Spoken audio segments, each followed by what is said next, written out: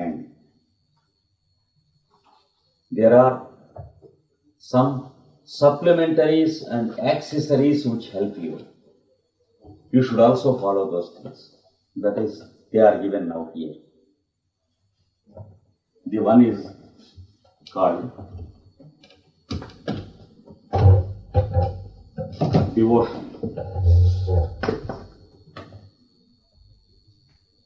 That means sustained effort with veneration. That is the definition of devotion. Sustained effort, that is continuous effort with veneration. Because whenever there is regularity, there is also monotony. So you have to neutralize monotony and keep up regularity.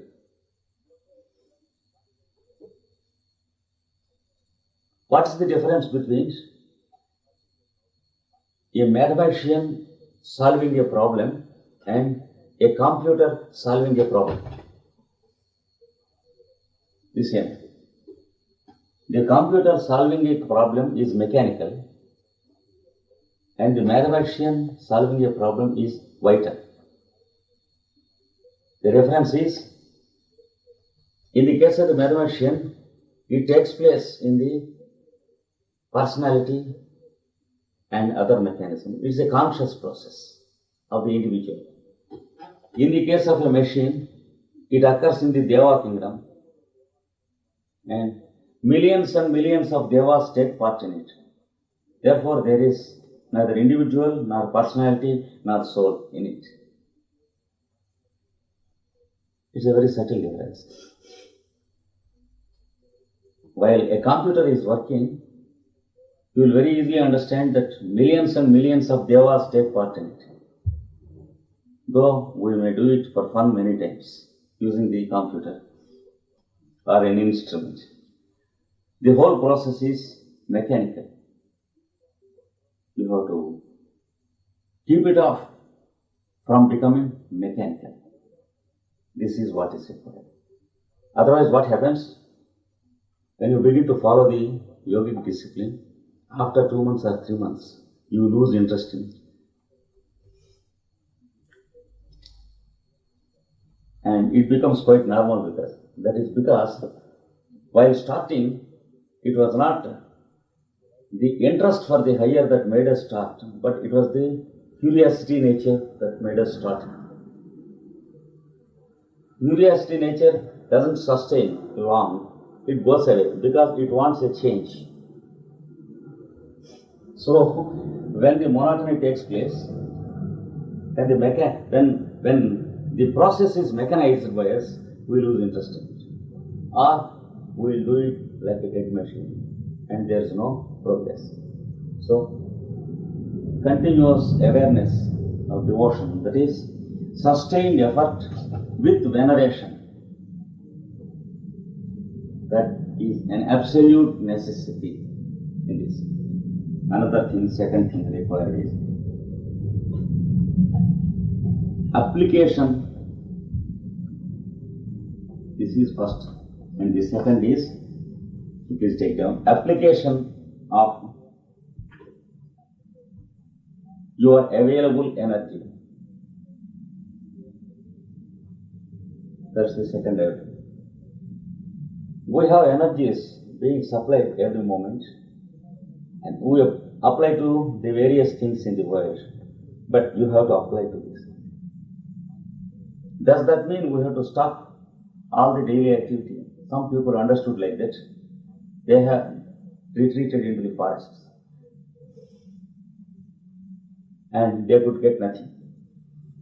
Is it to say that we have to know what race are incarnated in our being? Is that in that direction? It is absolutely necessary. Yeah? Yes.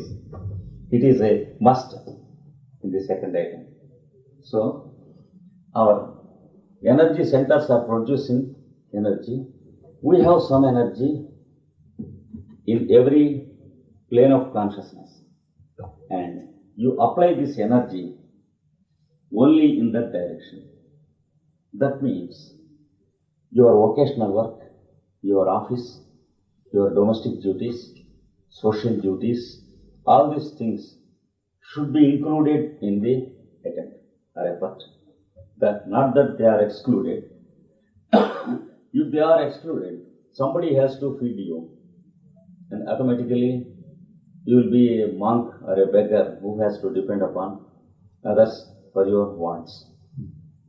And another injunction of yoga practice is aparigraha in Sanskrit. That means you should not accept anything gratis. So here comes the conflict between the two. If you have the need that others should feed you or give you something because you stop everything and go to yoga, then there is no yoga. It is said you pay to the society worth 300 francs, for example, and receive 100 francs of material or facility, not money. That is the injunction given for yogis. So the second thing is application of the available energy. This is what Blavatsky says. The path accepts no other activity.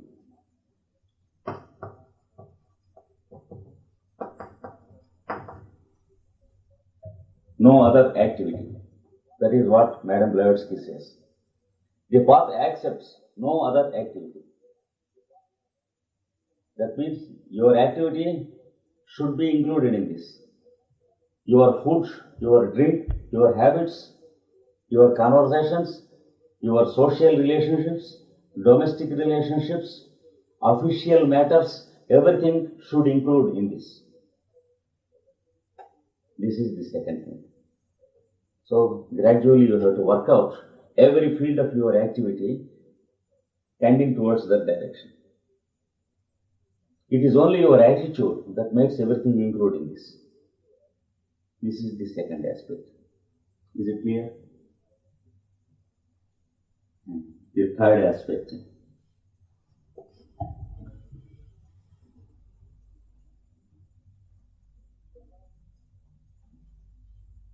Develop dwelling in your impressions about the discipline, about the process. You should. It is inevitable that we are having some impressions in the world. We are having impressions about others, our friends, our enemies, and about circumstances, about places, towns, cities. We have impressions. Now, you begin to create and develop your impressions about what you are practicing. Gradually, the impression creation will be included in the activity. Then what we call other impressions will disappear. No use of fighting other impressions because we begin to dwell in them. Create impressions about this so that you may have a constant touch and a constant sensation of what you do. We say you should be in touch with the affairs. Sometimes we use that phrase. Get into touch with the world affairs. We often say. Affairs are not persons, they are our psychological activity. But we are getting into touch with our thoughts. So, get into touch with the impressions and thoughts produced about your path.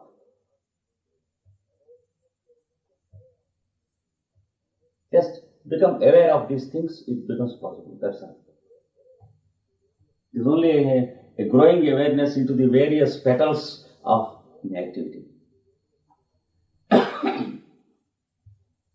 Then,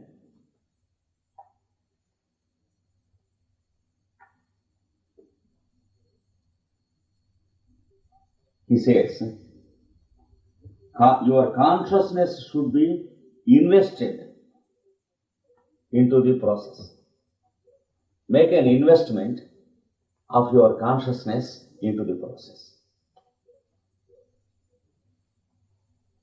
If you are eating, the taste and the satiation should be invested into the process.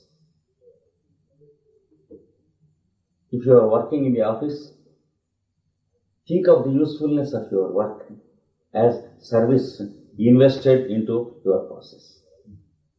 So you should make a wise investment of your consciousness, just as the experienced businessman makes a wise and clever investment of his money.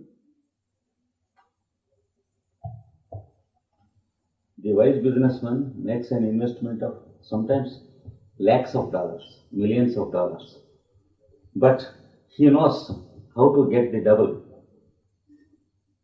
Similarly, with consciousness, you should do it.